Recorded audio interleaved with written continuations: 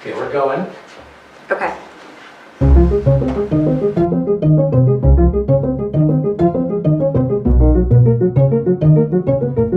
Three, two, one, we're going. If you have ever felt like you've lost yourself in your marriage, first and foremost, you are not alone. Secondly, there are over 69 million Americans that are married in 2023. And so many are guaranteed to end their marriages in divorce because of the root issue being they feel like they lost themselves and they believe their spouse took something from them. Now, here's the good news. We get to rediscover and reclaim ourselves without making divorce the solution and learning how to be the best of who we are, getting back to a place of knowing, loving, and trusting ourselves, showing up as the version of who we've longed to be, who we've missed. And from that place, and from only that place, should divorce be on the table. The place where you know yourself, you found yourself, and you're unshakably whole again. That is the place, unless, of course, we're in an extremely abusive scenario where you're actually in danger and it's a safety issue. I want you to have divorce be the last step, not the step to getting back to you again. It could be the last step because you found you. Your spouse has had the opportunity to grow, reinvent, and transform, and it's just not happening. Do you hear the difference? Now, please allow me to introduce myself. I am Rebeccah Silence, relationship and emotional healing coach. I've been named the National Marriage and Family Specialist for a reason. I want us to have the most divine relationship with ourselves that our kids get to have modeled a healed parent. I want more households to have two healed parents for the children. I want more parents healed so that our children aren't seeing being an adult as an extremely daunting and upsetting and unattractive destination inevitable for them. We don't make marriage, we don't make adulting look attractive. And I'm not here to shame anyone. I'm just here to call a spade a spade. I'm here to have the cards on the table face up, having the conversation that we need to be having, which is adulting should be delicious. It should be glorious. It should be absolutely whatever we want it to be instead of just a little bit better than what we saw growing up. So today, I'm here to introduce myself and to talk to you about how to rediscover and reclaim you, even when, and especially when, circumstances that are beyond your control haven't changed and might not change yet. Welcome to the Healing is Possible experience. This is a show where every single week I take you on a journey back to you. And I'm quite certain this is the most important episode to date, and we've done hundreds that I've recorded so far. This is such a timely and essential conversation. We have to stop blaming our spouse, our role as, wife, husband, partner, parent, on why we can't recognize ourselves anymore when we look in the mirror. We have a right to feel gloriously alive, free, fulfilled, and enjoying our days, not as the exception, but as the rule we live by. If you would do me a favor, go to the Rebeccah Silence YouTube channel, click subscribe, click that notification bell. That would help us so much in spreading the word that not just is healing possible, it's possible for you. It's not promised, but it's possible for you if and only if you will take on a commitment to rediscovering and reclaiming you, even when nothing externally has changed. Even in the moments that are so not your preference. We want you subscribing. We want you getting the latest and greatest content.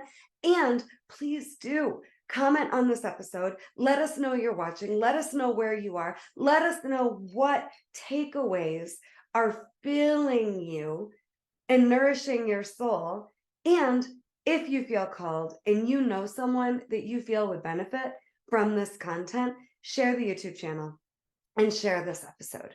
So without further ado, let me explain what we're going to get in here and unpack and unveil and explore together today. Number one sign that you've lost yourself in your marriage, in your life, but particularly in your marriage, is you're focused on pleasing others and you've stopped prioritizing your own satisfaction. Okay?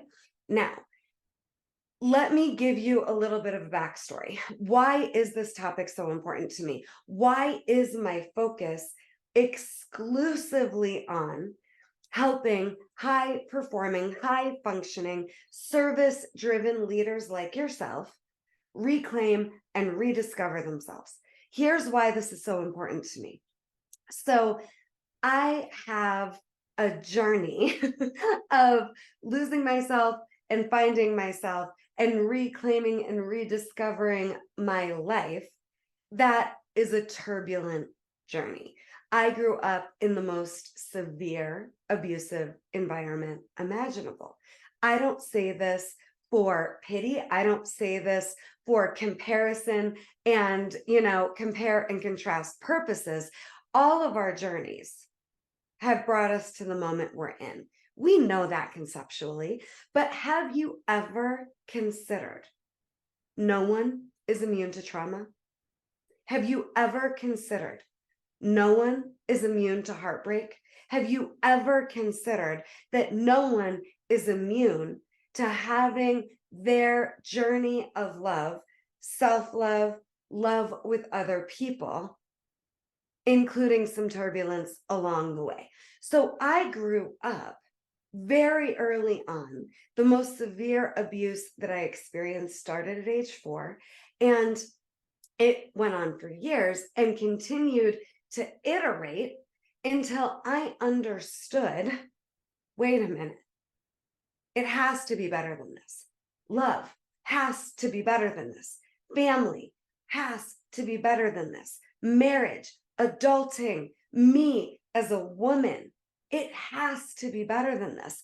I went from deciding at a very young age, literally likely age 4, that I would take the abuse because then maybe other people wouldn't have to.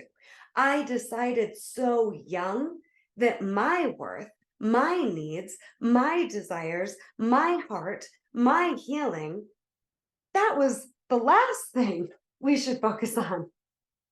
Because what was more important was putting out fires and trying to manage chaos, abuse, and my own self-loathing that started very, very young. Now, I'm not sure what your version of this is, but what I'm certain of is there was a moment in time you decided, I don't matter as much as the pain, the trauma, the abuse, and the chaos in front of me going on around me. I need to learn how to live in spite of all of this, which unconsciously likely meant abandoning yourself in the name of love.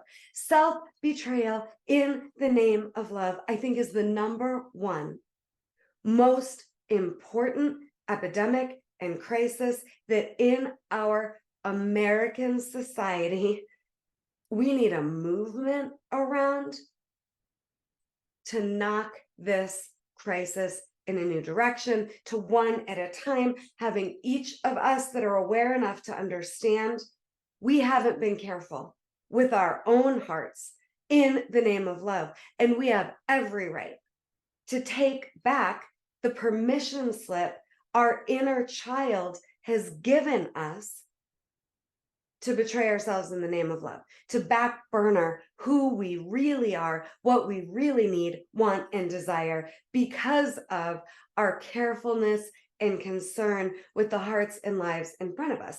You're likely here because someone wasn't careful with you growing up, just like what happened to me. But here's the big, bold statement I want you to just slowly let yourself flirt with and maybe even begin to digest. If you as an adult are not careful with you, it's on you. The good news about this is your whole life can change just from taking the time to watch this entire episode and just from making a decision that you're no longer willing to betray yourself, abandon yourself, back burner yourself in the name of love, or for any reason, or for anyone ever again. We saw it modeled,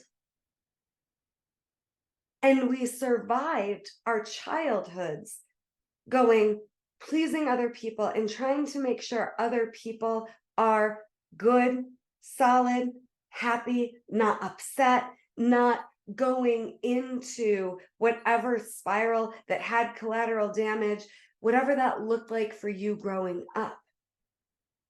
It's so real that what you grew up with and how you grew up and how not careful people were with you and your heart, this is all undeniable. This is all valid. This is all understandable. But have you considered that the root of your dissatisfaction is likely how not careful with you and your own heart you've become? Our childhood prepared us. Our childhood prepared us for actualizing our dream of what love and family could be. And if you're in my community, if you're here with me, you care about family, about love, about people, about service, and about making a difference. I see you. And how often have we served at the expense of pleasing ourselves, at the expense of our own heart's desire, at the expense of the truth of who we are? And let me just explain. Today, we're going to talk about 3 things, okay? Number 1, what happened? Where and how and when did we lose ourselves? Because I guarantee you, it's not in your marriage. It happened long before, and it just showed up in your marriage because this is already how you've been treating you, how you've been seeing you, how you've been speaking with and caring for you. And now it just escalated, okay? So we're going to talk about how and when and why and where did it happen that we lost ourselves really. Doesn't mean your spouse isn't a pain in the ass. Doesn't mean your spouse isn't behaving badly. But I promise you, they're not the reason why you lost yourselves. So we're going to get to the root of what happened. Then we're going to talk about what does it mean to rediscover and reclaim you. And for today, we're focused on the very first sign. I've got 5. And by the end of today's episode, if you're interested in getting my PDF that explains all 5 signs that you've lost yourself in your relationship and what to do about it, I'm going to tell you how to access that information. But today, we're just talking about the sign you've lost yourself because of your commitment to trying to please everyone but yourself. And again, that started really, really young. So how did it happen? And then what does it mean to rediscover and reclaim you in the face of your need to people please instead of caring for, honoring, and respecting the truth of who you are? You don't want to miss a beat of this episode. I guarantee it is worth your time to stick around all the way until the end. And I'm so glad you're here. I'm so grateful that you're a leader who wants better for yourself. I'm so grateful you're a leader who wants to be as healed and fulfilled and free as possible so that you can model that for your children. I am so grateful you're someone who has imagined what life and love and family could be. You've imagined what marriage could be. You haven't given up on that dream if you're here with me now. And I just want to celebrate and honor the strength and the courage it takes to not let your dream of love and marriage and family die because it's not the way you imagined it now. I help people exceed their dream of what love could be, not just meet it. And back to who am I and why is this topic so important to me? I've already shared a little bit about how I grew up. If you want to hear more, best next step is buy my book, Coming Back to Life, A Roadmap to Healing from Pain to Create the Life You Want, where I share completely vulnerably and transparently and raw where I come from and how I used where I came from to learn how to master the art of using trauma to my advantage. Because ultimately, that's the conversation we're in. How do we use heartbreak and trauma to our advantage? How can trauma be an empowering and liberating conversation? And I'm not saying this because I'm Miss Toxic Positivity. I'm saying it's possible to have our past liberate us, or we can be defeated and discouraged and less alive because of our past. And I don't know about you, but I don't want the villains from my past to keep the power over me and my right to live and lead my way. I want to take my power back.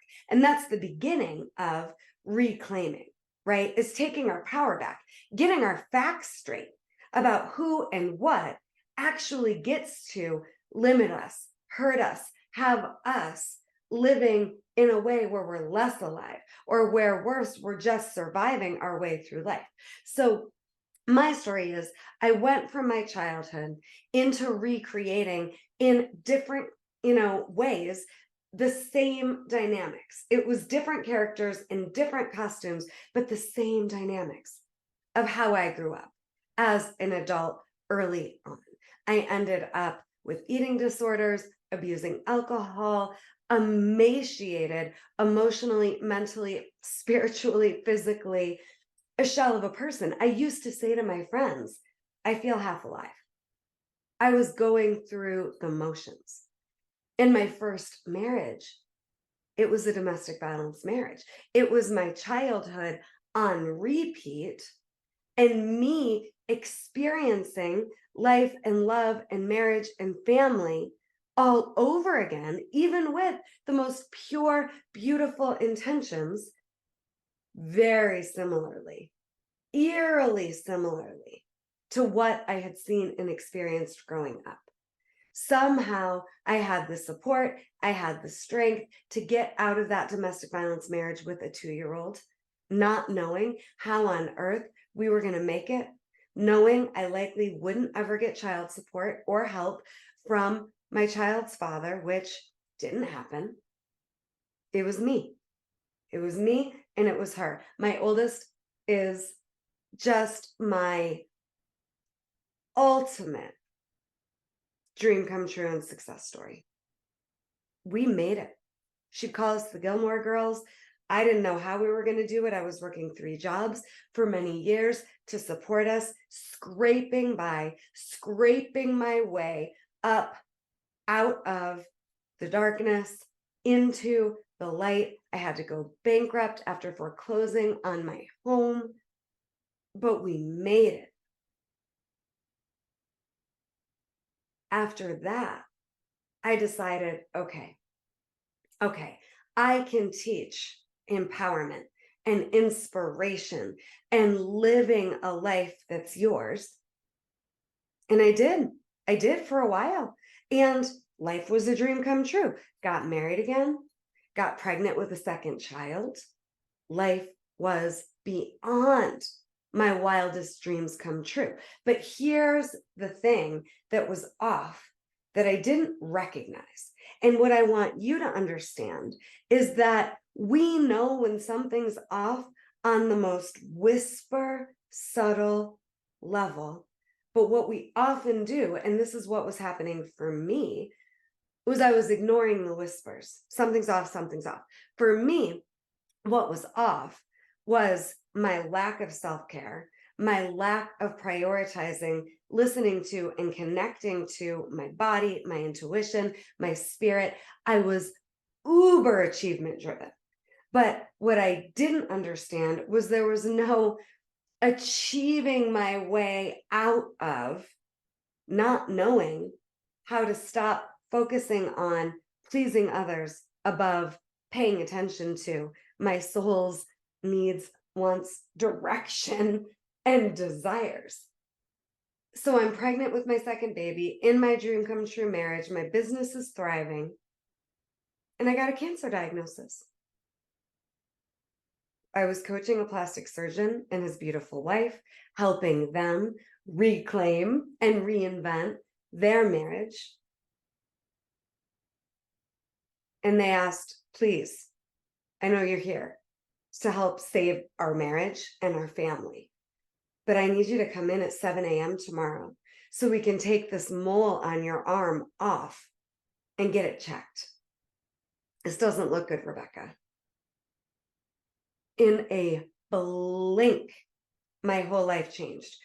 34 years old, 7 months pregnant, vibrant, healthy, no symptoms. I didn't feel sick. I, in fact, felt unstoppable. But again, my focus was only on achievement. What external results and achievement can I create to prove I have worth and value, to prove that I can beat my past and live and lead in spite of it?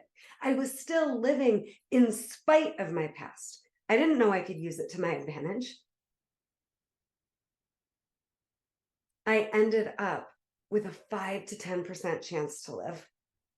That was it. And it was only in my season of cancer, which I describe as, and also write about in Coming Back to Life, my book, the best seminar, the best seminar I'd ever had the privilege of participating in. And I have participated in hundreds. I've facilitated hundreds of seminars. I have participated in hundreds of seminars. I'm not the coach and facilitator and author and teacher that doesn't have my own team, that doesn't do the work day in and day out myself. Nothing could have prepared me for cancer, but cancer ended up being a diagnosis that I refused to identify with and that I refused to have power over me. On some level, I knew the more aligned I am, the more free I am, and the more equipped I am to listen to my body and my soul's guidance. I knew cancer wasn't me, and I knew it wasn't more powerful than me.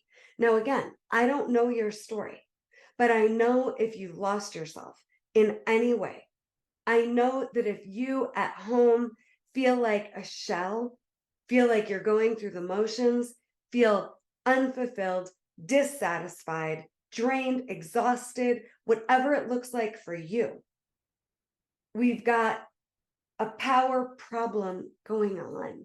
And here's what I mean by that. You're giving your power away without meaning to, just like when you were growing up. You felt powerless to circumstance, trauma, heartbreak, at the effect of the choices of the adults around you. and felt like you had to, on some level, whether it was conscious or not, make the best of in spite of. So my story is that it took almost dying and being told there's no way you beat this, especially without chemo. And then the results of the chemo and the side effects of the chemo, which is what I have spent almost a decade now healing from. It was more the chemo than the cancer that I've had to heal from and reinvent, not in spite of, but certainly because of. This is the hard truth I want you to all hear. The statistics didn't matter more than my commitment to rediscovering and reclaiming myself and my life in this season. It took cancer and me having to make such courageously brave, bold decisions, one after another, being my own advocate, being my own healer, me in union, co-creating my healing and transformation journey with God, to be able to learn how to regulate my nervous system, to be able to learn what it meant to be powerfully relaxed, no longer focused on achievement, focused on alignment. And I don't want you to have to go through such a turbulent, dark journey if we can avoid that for you. I want to give you everything I've learned over the past 20 years. I have been helping people heal since 2002. I want to give you the secret magic sauce formula to what I describe as aligned intimacy. I've created the aligned intimacy method as a result of who I became. See, it's so much more than what's your next strategy? What is it that you need to do? It's about alignment. And from there, you're just guided. And it's about who are you being, and no longer about what do I need to do? And no longer about the grind, the hustle, you being drained again because you're so focused on pleasing everybody and anyone other than you. So how did it happen? It happened because your survival self took over in your childhood. And the second you got married, the second your spouse became family and you became a parent, we unconsciously default back to our survival selves and our limited possibility and expectations of what happens to us experientially in marriage and family. So think about what's one word. You can write it down, you can meditate on it, but just let it come to you. What's one word to describe what hurt the most growing up in your family dynamics? Maybe you felt abandoned. Maybe you felt shame. Maybe you felt rejected, betrayed, abused, unseen, unimportant, unloved. What's the word? And now ask yourself, is that the same word to describe how I feel now in my marriage and in my family? Even though I love them, even though on paper, I beat myself up because I know I should be so grateful. I should be so grateful for how good I have it. I'm successful, but I'm not happy. I should be more grateful. My problem is I should be more grateful. No. Take that pressure off right now. Let's, in the name of Snoop Dogg, drop it like it's hot.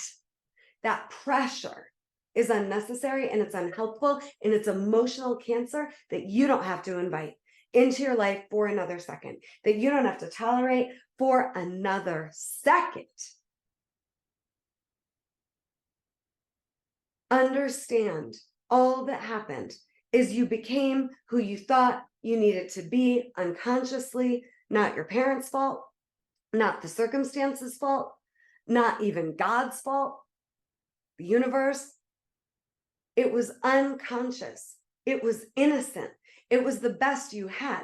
You became a survival self, a survival personality, a version of you committed to survival, believing in order to survive, you had to back burner essentially what pleased you to survive. And then now you're just that version of you again at home with your family that you chose, that you love. And again, divorce, not the next step.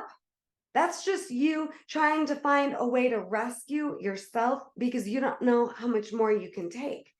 But the reason you lost yourself is because you weren't nurtured or nourished growing up in a way that supported you being the truth of who you were. You became who you needed to be to survive. It was innocent. And now survival is the rule you live by in family, in marriage, in love, in relationship, as a partner. It's more you don't like who you're being in the relationship than it is your spouse, your partner is behaving badly. I promise you. And then I guarantee, yep, you're probably with someone behaving badly. But guess what? They're innocent too, because they're playing out their survival coping skills and techniques, and their survival personality is large and in charge, just like yours. When I work privately with couples, I do a 2-day intensive. I write a personalized retreat just for you, taking you out of survival into the truth of who you are so that we can reclaim, rediscover, reinvent, and transform in such a way where you get to, this is so massive, you get to have independence and freedom and your relationship. We are so programmed, it's either or. I can have me, I can have my independence, or I can be in self-sacrifice, whether I realize it or not, in my survival personality, but I get to have my family. It's not either or. So what I do with couples is you just need 2 days. That's it. And then you get to heal the past, create a vision for yourself as an individual, create a vision for the relationship, where it's going. And now 2 adults that are healed are in charge of the mission of designing and co-creating and nourishing and nurturing their marriage their way. And again, maybe divorce is the answer, but until you've left no stone unturned, how do we know? History repeats. I just met the most gorgeous woman leader.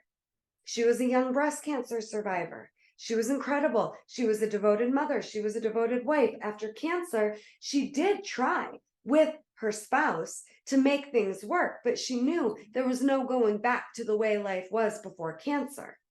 Ended up divorced. Now she's dating and finding herself being a chameleon, trying to morph into who she thinks she needs to be received, to be loved, to be desired, and to be wanted by the people she's dating.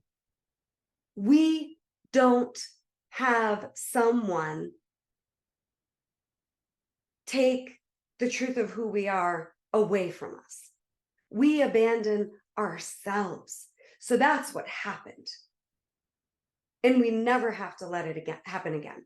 And I'll say that one more time. We never, ever, never, ever, never, and I'm very careful with absolutes, but we never have to give ourselves permission to lose ourselves, abandon ourselves, or betray ourselves in the name of love ever again. And I am so passionate about this that my exclusive focus right now is helping people rediscover and reclaim the truth of who they are again, with my mission really being about, I want our kids to have healed parents.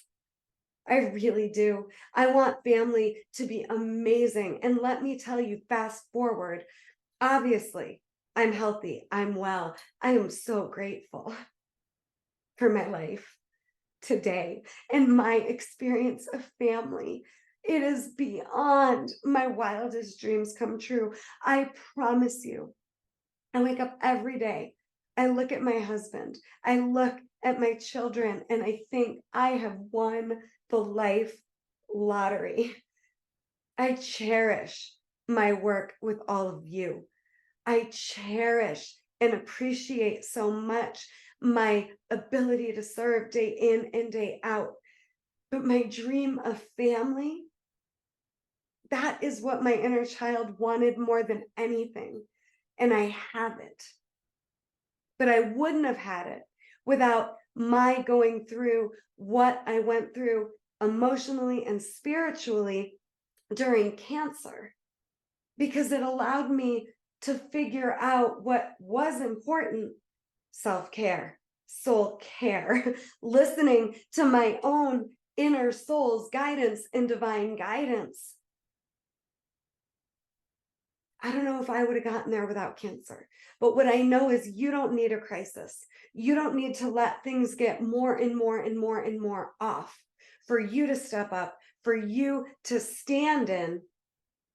I'm ready to officially break through survival. I'm ready to officially risk letting the world see me standing in my power, honoring, caring for, and respecting me. The only thing you have to lose is you. Don't you dare let that happen. It's time to rediscover what's possible. So what do I mean by rediscover? I just mean reimagine. And I would love for you to take yourself on a journey, meditating or journaling, letting yourself flirt with and fantasize again about what you want. What do you want life to feel like? What do you want love to feel like, family to feel like? It's time for a vision. That's what you really want, not just you making the best of and you achieving and trying to prove and living in spite of your past. Your parents did the best they could. They're innocent. And again, I'm not saying what really happened didn't really happen. What hurt you didn't really hurt. I'm just saying, if you're with me, you're likely the cycle breaker. You're likely the generational healer in your family. And what happens for us, the ones growing up that saw it can be so much better than this, is if our family didn't validate that vision we had growing up, why isn't it better? It could be better. What likely happened is we started to doubt ourselves and our vision, and we decided what we saw as possible must not be. Because if the people that care for us, that love us, that we love more than anything, don't see what we see, it must not be real. It must not be possible. It must not be allowed. But rediscovering is about reimagining that childhood dream of what love and marriage and family could be. And I want you to give yourself permission today. I want you to hear my voice saying, you were right. You were right. You were right about what you wanted. You were right about what you saw. It is possible. But you're not going to get the validation that you're looking for externally to prove it to you. You just need to know. And just like how I played cancer, I was unwilling not to live like I was going to live. I was unwilling not, as much as I had control over, putting my energy in the direction of anything but. I was going to live. I was going to come out the other side. And I was going to not only emerge victorious, I was going to emerge the most healed and whole and healthy that I had ever been. And that's exactly what happened. And from there, I was able to reset and rediscover my vision of love and reprioritize. Self-care, it became number one on the list. And I'm not talking superficial self-care. I'm talking about soul care. I'm talking about knowing how to honor and respect and take care of myself, even when other people in life weren't honoring or nurturing or taking care of me. I'm talking about being so careful with myself and my heart that nothing could harm me ever again. So this is what I'm talking about when I'm talking about rediscovering. So rediscover and reimagine and go back to giving yourself permission to play with and have fun with what you imagined growing up was possible for you. Because I promise, not only is it possible, it gets even better than what you think with the right support and the inner work.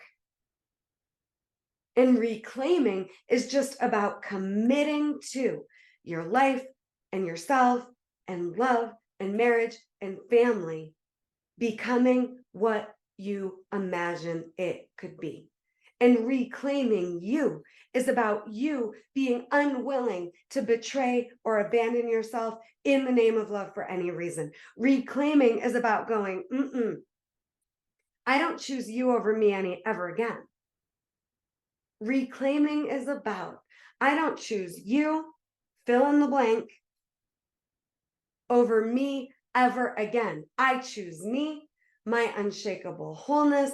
I rest in self-love and divine love. And from there, I'll show up to this relationship on my terms, not yours, my terms. Love gets to be on your terms. Marriage gets to be on your terms. Family, parenting, on your terms. Life, on your terms. That is what reclaiming is all about. And what I'm going to end with here today are two pieces for you. One is a little guided visualization, a little guided imagery and meditation to take you into feeling into the truth of who you are again. And then I'm going to give you an exercise. And then I've got a free gift for you. Again, I can't thank you enough for coming with me this far on this episode's journey back to you. It's an honor to serve you. And what I'm going to ask you to do next is close your eyes, as long as you're not driving, and in a safe place to do it. If you don't feel safe or comfortable closing your eyes, that's okay too. Just softly rest your gaze. And I want you to put your hands on your heart. And I want you to breathe into how alive you are in this precious and sacred moment.